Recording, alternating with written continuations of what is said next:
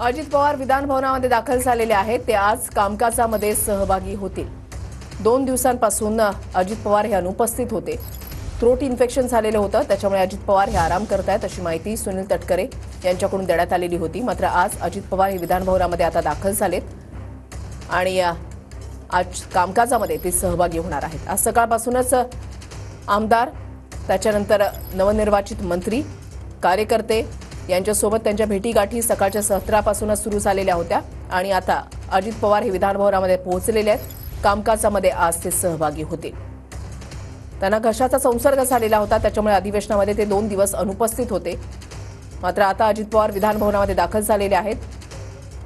कामकाजामध्ये पुन्हा एकदा सक्रिय झालेले आहेत। आज ते कामकाजामध्ये सहभागी होणार आहेत।